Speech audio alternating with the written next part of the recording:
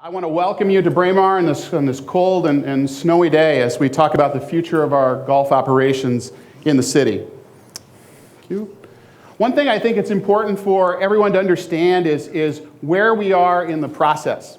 Where we are in the process is really the very beginning of the public participation, public input in this important decision. Tonight we're having this meeting where we are laying out for you the staff recommendation that is going to be moving from tonight up to the park board and then ultimately to the city council. I think it's important for everyone to understand that at this point, our council hasn't endorsed this proposal. They haven't seen this proposal at this point. We've gotten a general direction from our council to take a look at all of our recreation enterprise operations, and we've been doing that over the last few years. You may have seen some of the information in the media about some of the success we've had at Edinburgh. We're in the middle of a turnaround, a financial turnaround plan at the Braemar Arena right now, and we're also taking on the golf as well. So one of our proposals tonight is to look at all of our operations, but we want to lay that out for you. We want you to have a chance to ask some questions. We're going to get to questions later in the meeting tonight. One of the things that we want to do with this presentation is we'd like to be able to give it from beginning to end, and I'll talk about that in a second. But let me get to park board. Can we go back? Yeah, the next stage in the process is a presentation at the park board. So the park board will meet on February 11th. We'll be making a very similar presentation to our park board that night. The park board is also going to have a public input, public testimony time period. That meeting is held in the city council chambers at City Hall. Following that, on March 4th, we'll have a presentation and another public hearing at the city council itself. And again, there will be time for public testimony. So if you don't have a chance to speak tonight and you do want to speak, or if you hear some things you want to think about them, if you don't speak tonight, you're not out of the picture. You still have two more opportunities to influence the actual decision makers who are going to make this decision, and that the actual decision makers are not staff. We've put together a proposal that we recommend to them. The city council gets to make the actual decision, and they'll also receive a recommendation from the park board. So we got a little ways to go in the process. This is the first slide. So as we think about why we're here tonight and why our council has wanted us to take on the issue of our recreation enterprises, I think this is a good slide to start on. What you're looking at here in the blue line is a projection that was done by city staff and consultants back in 1992. The actual projection starts out in 1994. But this is about the time when the city is thinking about buying Normandale Golf Course and thinking about improvements at Braemar. And they're projecting a long, sustained increase and then a stable golf climate for many years to come. The red line is what actually happened, and really is the biggest reason why we're here today. The red line, as you can see, peaks in about 1998. In 1998, there was the peak number of rounds sold in our golf operations of about 148,000 rounds.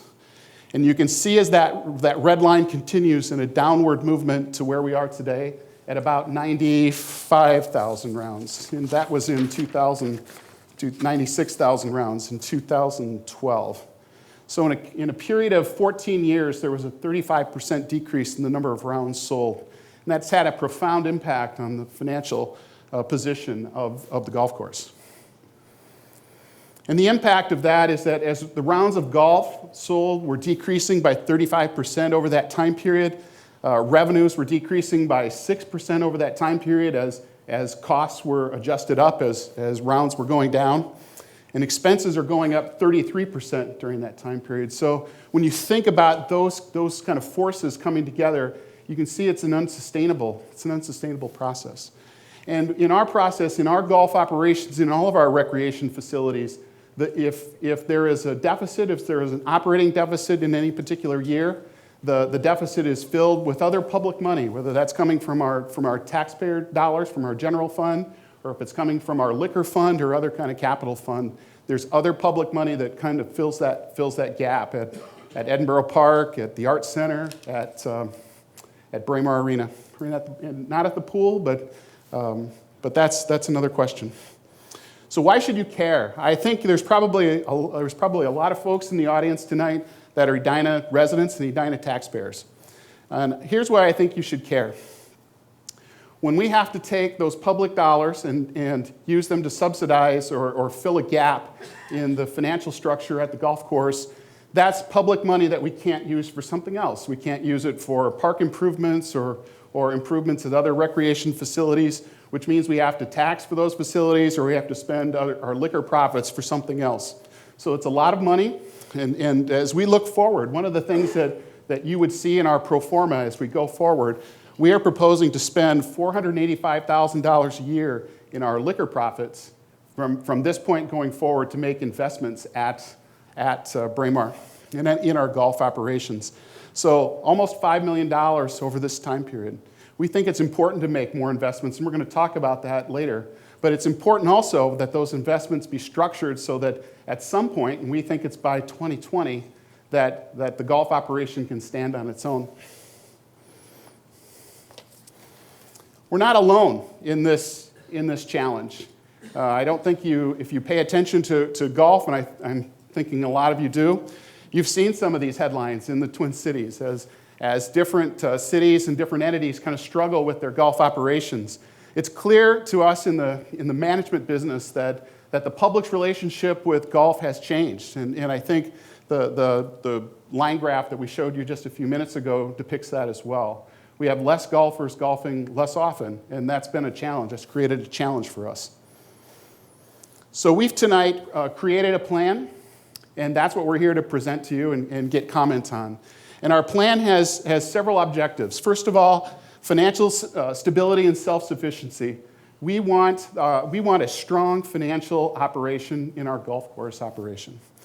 And one of the reasons we want that to be strong is we want to be able to make continued investments in our golf course operations. We want to have a great golf course.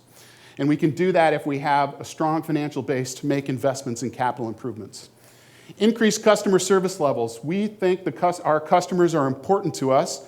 We want customers to enjoy the experience they have at our golf courses. We want them to come back. Repeat business is very important. Finally, we want to achieve both of those first two objectives, number one and number two, through improvements in our golf operation. We're not here to make money in the golf business. We're here to provide an excellent golf experience, and we think if we do that, we can accomplish number one and number two. So the staff proposal has looked at the cost of a status quo. What if we do nothing? What if we do nothing? If we do nothing between 2014 and 2020, we will have an accumulated golf operating losses of $3.4 million. If the demand for golf stays the same and our costs increase as they do and our revenues stay on track, our projection is that we'll have an accumulated loss of $3.4 million during that time period. If we do nothing by the year 2020, we will have an annual loss, a negative cash balance in our golf fund of $881,000 a year. That assumes that we're going to put $450,000 a year of liquor money into the golf fund. So you can see what that means in terms of financial sustainability.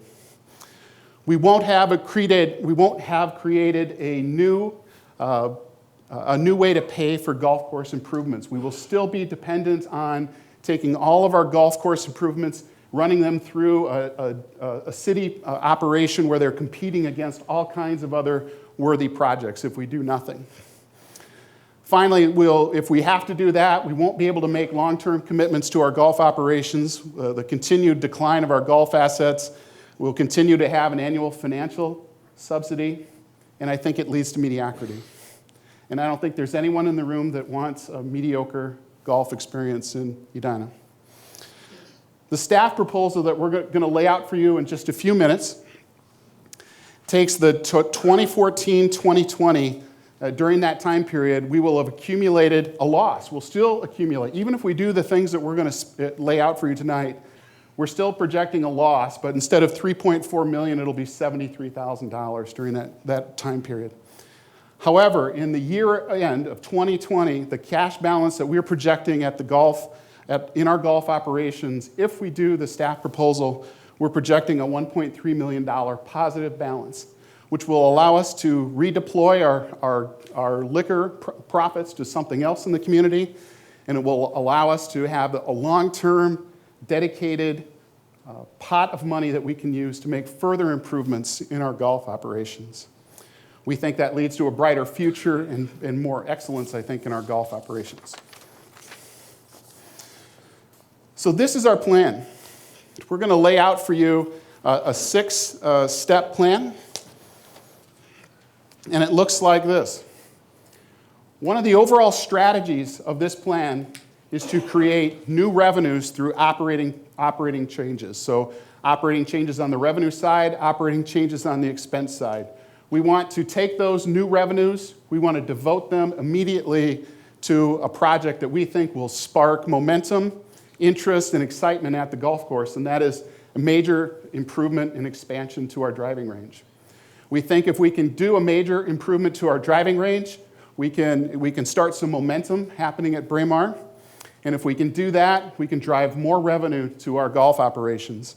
Ultimately, we can drive more if we can drive more revenue to our golf operations, we can go to our credit rating agencies and we can talk to them about how we have begun to turn the golf operation around.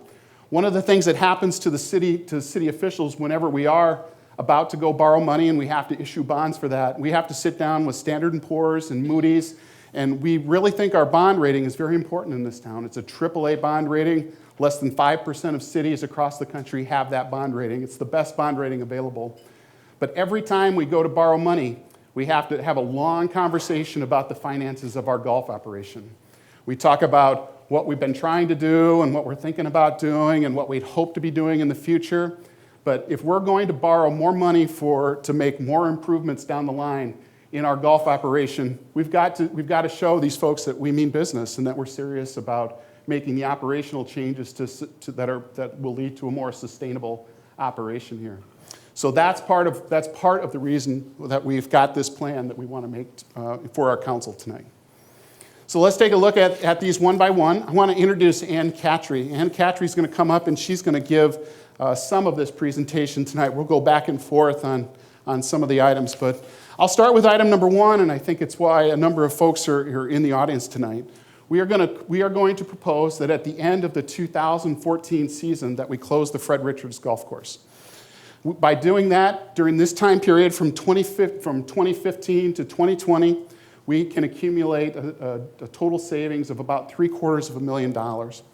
And if we can take that $750,000 and we'll add it to some other changes that we're going to see as we go through the six-point plan, we think we can accumulate over $2 million that we can use to make these improvements at Braemar. Yeah.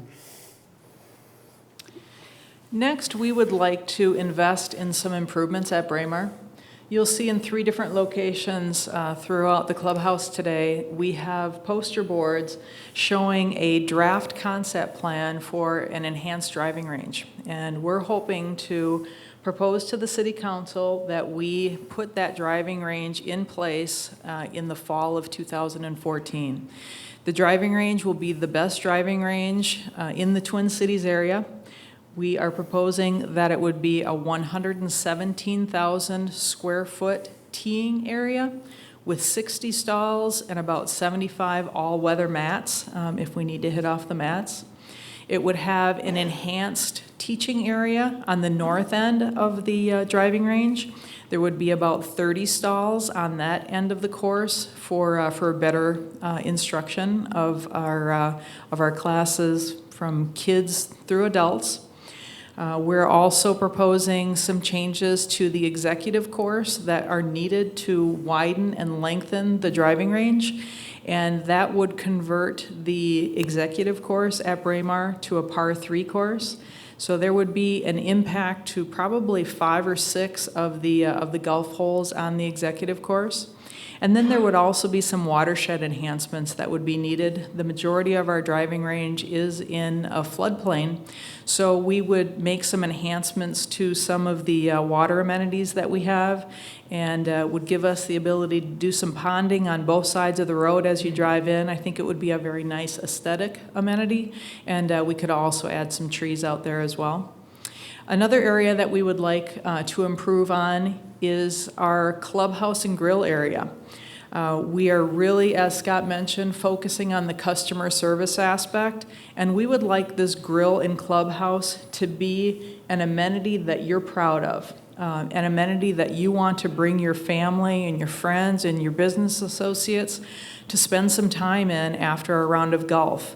We would like our grill to be an area that you want to come and maybe just have dinner here.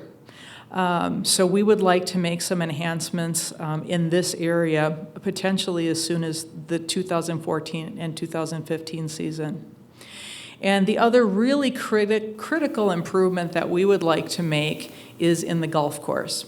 And staff feels that it's very important that in order to accomplish that most efficiently and effectively, we need to develop a master plan for Braemar Golf Course.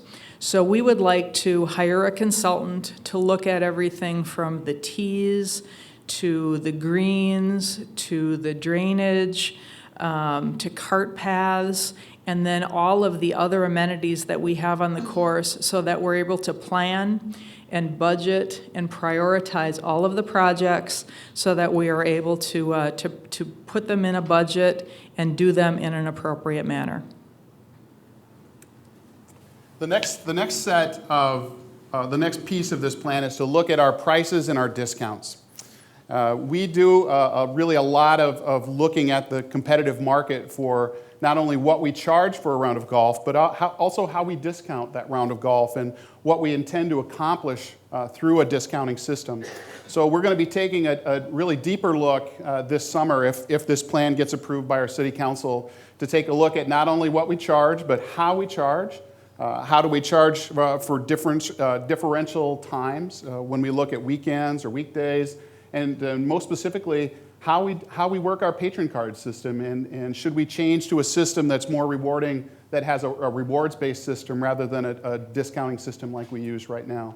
So that's, when you look at the numbers at the end of the presentation, about half of the revenue that we intend to raise, we do intend to raise through changes in our fees and our discounting system.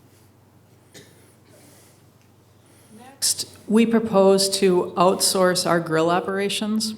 Right now, our grill operations are essentially a cost-neutral source for us, and we would like to not only improve our customer service, provide better food and beverage opportunities, to provide an enhanced environment that I mentioned earlier, but we want to also have our grill be providing a revenue source for us so that we're able to invest in other areas of the golf course from those revenues. So what we propose to do is something similar to what the City of Minneapolis has done in their park system, with the tin fish at Lake Calhoun, or the bread and pickle at Lake Harriet, or the sea salt at Minnehaha Falls. Those are really popular restaurant destinations. We would like to bring in one of those vendors to our grill to really enhance the whole environment and atmosphere. Number 5 on our list is expand marketing. We have not really had a very vigorous or robust marketing program at Braemar. One of the things we think we can accomplish through making improvements at Braemar is we can build some excitement through a more robust and professionally done marketing program. And we intend to make a pretty sizable investment, and we've had that in our pro forma. And we think that is going to also drive revenue, of course. You know, we're in an environment where we do see golf courses, the number of golf courses is beginning to decrease. We are not going to decrease Braemar Golf Course. It's not going away. We want to be here, and we want to position ourselves so that we offer the best golfing experience in the Twin Cities on the public golf side. And we want to tell people about it, and to the extent that we can attract folks from outside of town to come and spend their money here, that's good for all of you that live here and are taxpayers here. Because the more we can do that, the more revenue we can use to drive other improvements in our golf course. The next area that we would like to improve is enhanced customer service. I think you've heard both Scott and I mention several times in our presentation this evening that we feel we need to do a better job of customer service at this golf course, and we want all of you to know that our customers are our number one priority, and we intend to do everything that we can to show that to you starting in 2014. We're going to do at our golf operations something similar to what we did in our liquor operations this year. We hired an outside consultant to come in and completely revamp our customer service, and we intend to do that same thing here at Braemar. We're going to hire a customer service consultant to come in and help us hire, train, and evaluate all of our staff, full and part-time, at our golf course operations. And we intend to provide the very best customer service that we possibly can. With that consultant, we intend to work on 10 different touch points at our golf courses. We want our customers to feel valued from the time they make a tee time, to the time that they step foot in our parking lot, to when they check in, to when they tee off, to when they finish their round and they end up in the clubhouse. So we intend to really, really focus on our customer service operations, and I think everyone is going to notice a change in 2014. So I think one of the questions that I would ask if I were in the audience tonight is, what does success look like? It can look like a lot of different things. How are we going to judge whether we are a success here or not? One of the ways we can judge by whether this proposal, if adopted, is ultimately successful is just by looking at the targets that we've established here for our revenues and for our savings. We think that by implementing this plan, we can generate $2.3 million worth of savings, but we also think, more importantly, we're going to be able to leverage these changes into additional debt that we can put right back into our golf course. We think that's important. There are other ways to judge success, and one of those ways is the bottom set of pictures. We've got a beautiful golf course here. We've got a beautiful asset. We'd like it to be enjoyed. We'd like it to be something that doesn't cause financial stress in our community, and we think we can accomplish that with this set of changes. What you're looking at here is a kind of a reprise of a slide that I showed you earlier. So the blue line, again, is a projection from 1992, 1993. The red line is the actual experience that we experienced over that same time period. The other line that you see kind of picking up from 2014 and 15 and heading out to 2020 is what we think we're going to accomplish with rounds sold if we're able to implement the proposal that we're talking about tonight. And what we're trying to accomplish with this slide is to show you that we don't have to make major changes in the number of rounds sold to be able to have success if we do it right. If we do it right, we're going to be able to achieve success in a very reasonable, measured way. If we can exceed the rounds sold that we're looking at in this line graph, it can be even better. So why? I think the why are we here? You're here because you think golf is important. Golf's important to your life. Golf's important to your neighborhood. Golf's important to your community. We're here because we're trying to be good stewards. We really are. The City Council has told us that they want us to try to manage these recreation facilities so they create as little burden on the general taxpayer in our town as possible. And really, that's what we're here to accomplish as well. We'd like to create a golf operation that is financially sustainable, and a golf operation that, when it comes time to make improvements in the future, we'll have meetings like this where we're looking at what are we going to do with all of our new money instead of what are we going to contract and what are we going to decrease. That's what we're looking for. It's important to us that we have a great golf operation in Edina, and that's why we're here tonight.